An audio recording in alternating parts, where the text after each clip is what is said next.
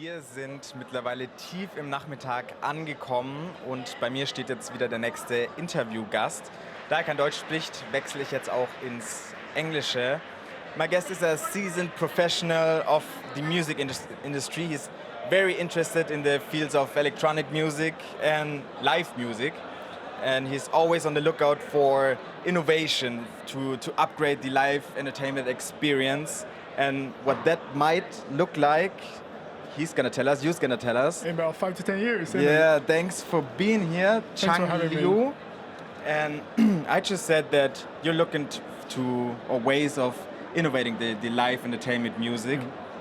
Why does it need some innovation? Isn't just live entertainment music like people standing in front of the stage, listening to an artist sing, perform? Why does it need innovation? Yeah, it could be. Let's say 30 years ago, right? Imagine this. You were sitting in front of your fireplace, right? You have your radio on with a pretty low sound quality. And then dial it to now, yesterday. You're in your living room, listen to high resolution music on your streaming platform. That's innovation. That's what people need. And in terms of live entertainment, let's say 2,000 years ago, people were sitting around the fire watching someone dancing or doing percussion, right? And right now you can pretty much watch a show happening at the other end of the world, real time. So that's the innovation people need. But isn't what is there, I'm asking really naively on purpose, but what is there to innovate in the terms of, somebody's on stage and maybe we got one camera back then that's recording the whole gig, then there are people in front of stage. What else has to change? What has to evolve out of it? Well, let's say the ways of consumption, right, and the ways of production. I don't know which side you were talking about. You can answer both. Let's say way of production, right? Right now you can basically create new forms of content and distribute it using new channels, using new technology, right?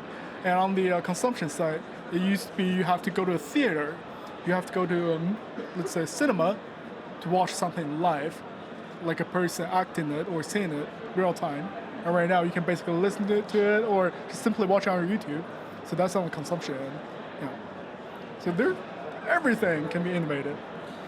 Speaking of live performance, you already kind of talked about how it was 30 years ago. Yep. But maybe you can make it a little bit more concrete to explain how the live music evolved over the last 20 to 30 years. What has specifically changed over those years? To be honest, nothing much. If you're talking about the lighting, the special effects, or the stage production, stage design, yes, a lot has changed. Right now things are looking way fancier, right? But strip it down to the core, it's still a person, an artist, or a group of artists on stage doing what they do, singing or performing certain instrument. So nothing has changed in a way of speaking. Yeah. A huge factor, we're talking about light shows, but they are not only just light shows, but also pyrotechnics and all of that. But that's not really, that's bad for the environment, right? So there has been some big bands. They have big pyrotechnics at their concerts. Is there also a way to kind of innovate that kind of area to make it more to be better with the climate change and all of that? Are there any solutions that has some innovation? Could be, but this is let's say unpopular opinion, right? Let's say this band, this huge music festival, was 100,000 euros of budget on pyrotechnics, and they spend it all on a single night. The kind of pollution they produce is probably less than shipping the avocado from Ecuador to Europe. So who do you gonna blame? The vegan vegetarians in Europe, or that festival or that band who blew 100,000 worth of fireworks? People are gonna consume it either way or not. Let's say people will probably consume more fireworks on New Year's Eve than the whole festival season in Europe. So you can't really stop it. That's the whole culture. Yeah, it's a culture thing. Yeah, right. You want to include, like, I'm just gonna read it out, wearable 3D holographic imaging technology. That's at least what it said on the bio Wearable on the free. future of festivals, Yeah. exactly. That sounds kind of complicated. Could you maybe explain it in simpler words what that actually is? It's pretty easy. Let's say wearable free. People are thinking about, without glasses or anything, right? But what I'm really talking about is for the production end. Let's assume you are the DJ right now, performing, broadcasting your hologram from here to Japan, from here to China. That's about like 5,000 kilometers away. You don't need to wear any special equipment like those little dots for motion tracking, right? You've seen that. Yeah. You don't need to wear that. You can basically show yourself as is, with your necklaces, with your earrings, with whatever you're wearing, behind the camera, behind the motion capturing equipment, and just simply perform. Step on stage, perform, easy. Okay, so I could be like here with my DJ table turns. Yep. And like have a gig in, like you said, Japan or Pretty somewhere. much, yeah. Okay, but then there's And on the consumers end, let's say with audience in Japan, Yeah. they see you as is. Your hairstyle, your skin color, the color of your shirt, and let's say maybe a wrinkle on your face. Everything 100% duplicated. And on the audience side, they don't need to wear anything either. And how does that work though? Because I don't think that I would be able to actually do that like from at home because my camera is not that good. Mm-hmm. So how does that kind of, don't get too technical, Yeah. but at least a little bit maybe. Yeah, because getting too technical, that's the trade secret, right? So we're talking about like with the series, with a set of motion cameras capturing every single angle of yourself playing. That's the image, right? And then you have the audio side. So the signal from your DJ turntables, from the deck, goes into that cable, right? And then travels 5,000 kilometers away to Asia, to Japan, and being sent into a projector, and then recreate the 3D holographic, image of you, along with a synchronized music or a synchronized audio signal. Yeah.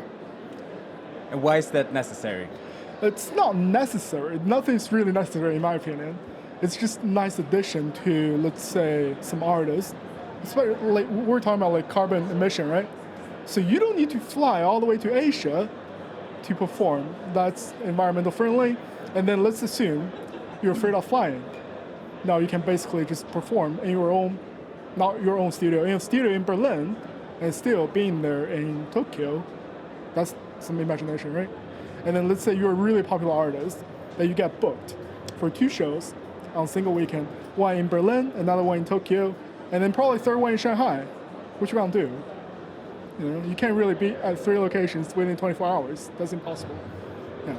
Yeah, but I would imagine if I were in the kind of in one of these places in the audience, and then I would pay some money to see my favorite artist, and then I see a holograph of that person.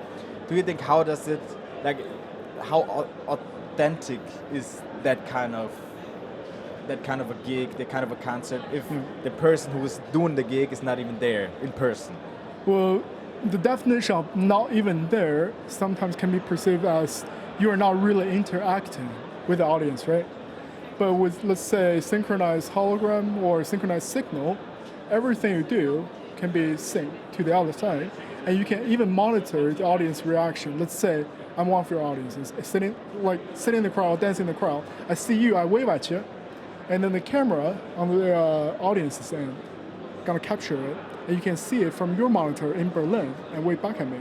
So that's the interaction. But if you're talking about like giving your fan a hug or handshake, that's a little bit difficult. Yeah, that's impossible. But that's a sacrifice some people have to make. Yeah.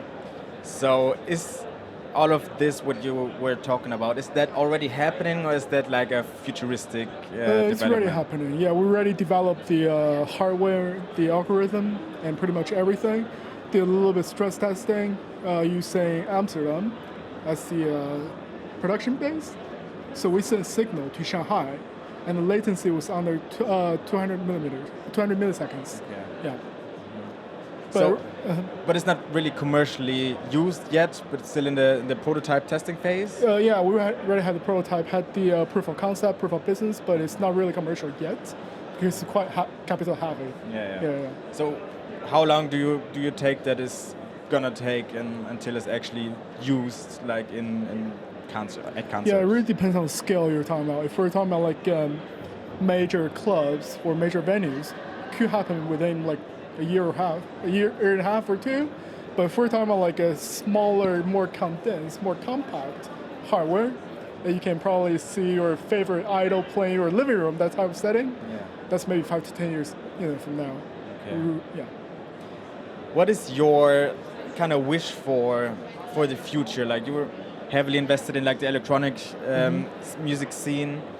Concerning, we're at the future of festivals, so maybe keep it to like festivals. Yeah. Like, what's your wish for futures? How is the future of festivals gonna look like? Yeah, in my opinion, I think right now, let's say Europe or every mature market in the world, the festivals are going towards a pretty good direction.